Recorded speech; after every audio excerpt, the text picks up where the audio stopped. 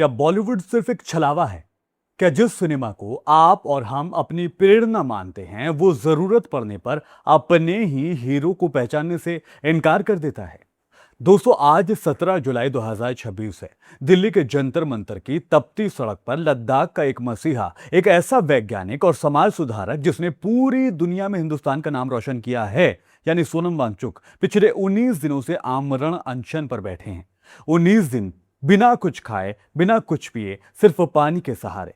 देश के लाखों करोड़ों छात्रों के भविष्य के लिए नीट यूजी परीक्षा के पेपर लीक के खिलाफ वो अपनी जिंदगी की इस आखिरी जंग को लड़ रहे हैं। डॉक्टर्स का कहना है कि उनकी हालत कभी भी बिगड़ सकती है और पूरा देश भी सहमा हुआ है। और ठीक इसी नाजुक मोड़ पर 7 समंदर पार से लंदन के कालिशान महफिल से बॉलीवुड के मिस्टर परफेक्शनिस्ट आमिर खान का एक ऐसा बयान सामने आता है जिसने पूरे देश के राष्ट्रविदों और सिनेमा प्रेमियों के सीने पर सांप लौटा दिया है। एक ऐसा बयान दोस्तों जिसकी उम्मीद इस देश के किसी भी नागरिक ने खासतौर पर आमिर खान से नहीं की थी। एक ऐसा बयान जिसने पिछले 17 सालों से हमारे दिल में बसी फिल्म 3 इडियट्स के सबसे बड़े सच को, सबसे बड़ी भावना को एक झटके में कूड़े के ढेर में फेंक दिया। आखिर लंदन की उस प्रेस कॉन्फ्रेंस में आमिर खान ने ऐसा क्या कह दिया है कि सोशल मीडिया पर बाइकॉट आमिर खान ट्रेंड करने लगा है? क्यों आमिर खान को अचानक यह कहना पड़ा है कि 3 इडियट्स का फुनसुक वांगडू एक झूठ है, एक भ्रम है? और सबसे बड़ा सवाल ये दोस्तों कि जब एक इंसान देश के बच्चों के लिए मर रहा है, तब आमिर खान को इस सच से पर्दा उठाने की, या यूं कहें अपनी जान छुड़ाने की इतनी जल्दी क्यों मची थी? आज के इस वीडियो में हम सीधे और तीखे शब्दों में उस कड़वे सच का विश्लेषण करेंगे जिसे बॉलीवुड आपसे छिपाना चाहता था। अगर आप में सच सुनने का दम है तो इस वीडियो को आखिर तक जरूर देखिए और एक एक सेकंड को जरा ध्यान से सुनिएगा, क्योंकि आज कई चेहरों के नकाब उतरने वाले हैं। इस पूरे बवाल की जड़ को समझने के लिए हमें 2 दिन पीछे जाना होगा, जब सोनम वांगचुक के अनशन का 17वां दिन था। उनकी गिरती सेहत को देखकर पूरा देश परेशान था। तब सोशल मीडिया पर एक वीडियो आता है, और यह वीडियो किसी नेता या फिर किसी एक्टिविस्ट का नहीं था, बल्कि फिल्म 3 इडियट में चतुर रामलिंगम यानी साइलेंसर का आइकॉनिक किरदार निभाने वाले एक्टर ओमी वैद्य का था। ओमी वैद्य ने कैमरे के सामने आकर बेहद भावुक होकर कहा कि मैं पिछले कई दिनों से लद्दाख के सोनम वांगचुक को देख रहा हूं। मैं नहीं चाहता कि हमारा फुनसुक वांगडू मर जाए। सरकार को उनकी मांगें सुननी चाहिए, उन्हें बचाना चाहिए।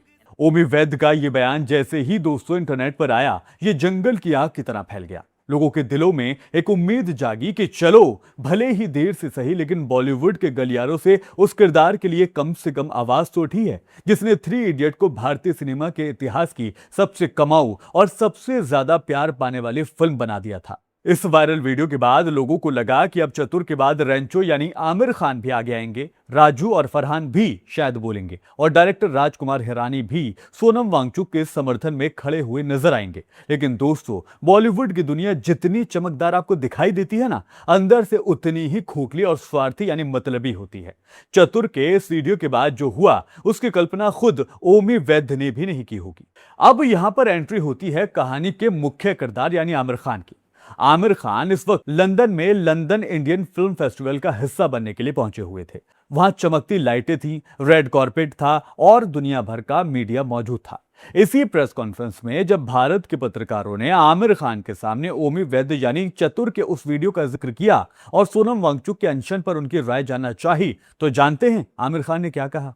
उन्होंने एक फीकी सी मुस्कान बिखेरी और कैमरे के सामने जो कहा उसे सुनकर वहां मौजूद पत्रकार भी दंग रह गए।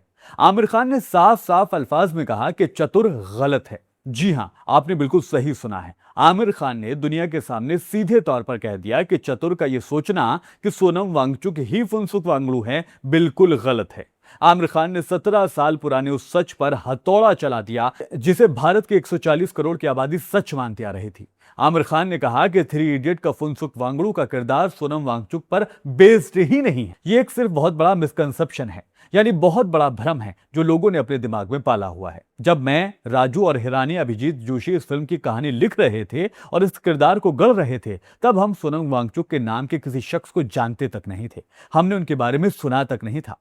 सोचिए दोस्तों, जरा सोचिए, जिस फिल्म के प्रमोशन के दौरान, जिस फिल्म की कामयाबी के बाद सालों तक मीडिया ने सोनम वांगचुक को असली फुनसुक वांगडू कहकर बुलाया, उस पर आमिर खान आकर ये कहते हैं कि ये सिर्फ एक इत्तेफाक था, ये सिर्फ एक भ्रम था। लेकिन दोस्तों, जरा ठहरिए, जरा रुकिए, जरा क्रोनोलॉजी को समझिए। राजनीति और बॉलीवुड में कोई भी बयान यूं ही नहीं दिया जाता है, खासकर तब जब देने वाला शख्स आमिर खान जैसा सधा हुआ कलाकार हो। सवाल यह नहीं है कि फिल्म की कहानी सोनम वांगचुक से प्रेरित थी भी या नहीं। सवाल यह है कि आमिर खान को 17 साल के बाद ठीक आज ही के दिन यह सफाई देने की जरूरत क्यों पड़ गई है।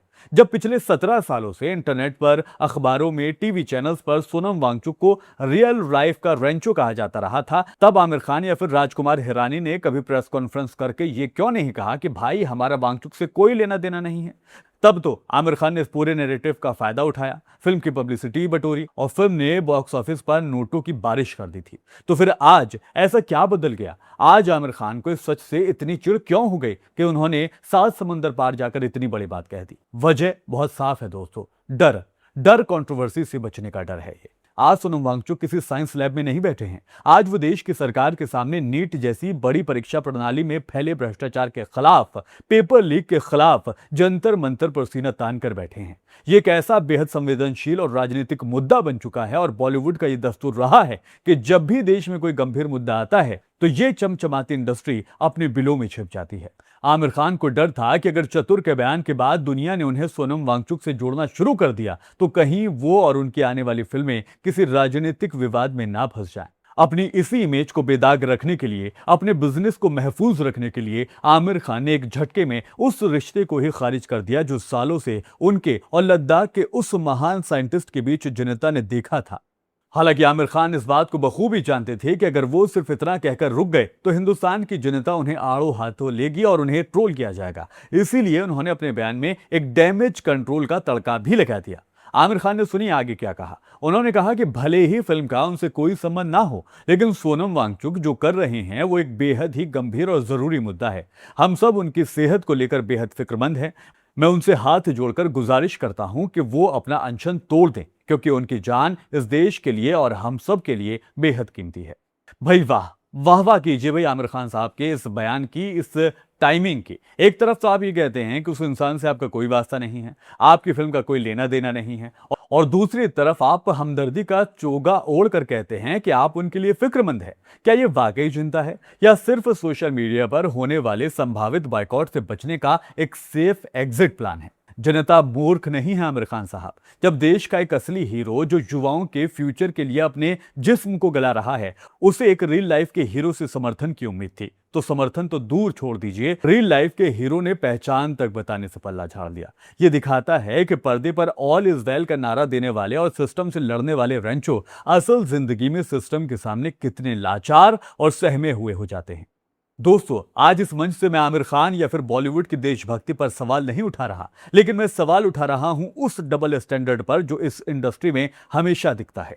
जब फिल्मों को करोड़ों रुपए कमाने होते हैं तो ये असल जिंदगी के हीरोज के कंधों पर बंदूक रखकर अपनी तिजोरियों को खूब भरते हैं, लेकिन जब वही असल जिंदगी का हीरो देश की भलाई के लिए सड़क पर उतरता है तो ये कॉरपोरेट घराने और ये सुपरस्टार्स अपनी आंखों को मूंद लेते हैं, अपनी आंखों को बंद कर लेते हैं।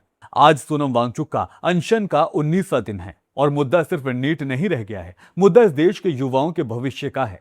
आमिर खान ने तो लंदन से कह दिया कि चतुर गलत है और रेंचो एक भ्रम था, लेकिन अब फैसला इस देश की जनता को यानी आपको करना है। मैं आज आपसे इस वीडियो के माध्यम से 3 सीधे सवाल पूछता हूं, जिसका जवाब मुझे हर हाल में आप लोगों से नीचे कमेंट बॉक्स में चाहिए। पहला सवाल सुनिए, क्या आमिर खान का इस नाजुक मोड़ पर आकर अपनी फिल्म और खुद को सोनम वांगचुक से अलग करना सही था, या ये उनका सत्ता से रिश्ते खराब होने का डर है जिसकी वजह से उन्होंने किनारा कर लिया? दूसरा सवाल मेरा सुनिए दोस्तों, क्या बॉलीवुड सिर्फ मुनाफा कमाने के लिए हमारे जज्बातों का इस्तेमाल करता है? और तीसरा और सबसे बड़ा सवाल, क्या हमारी सरकार को सोनम वांगचुक की मांगे मानकर इस देश के एजुकेशन सिस्टम को साफ सुथरा नहीं बना देना चाहिए?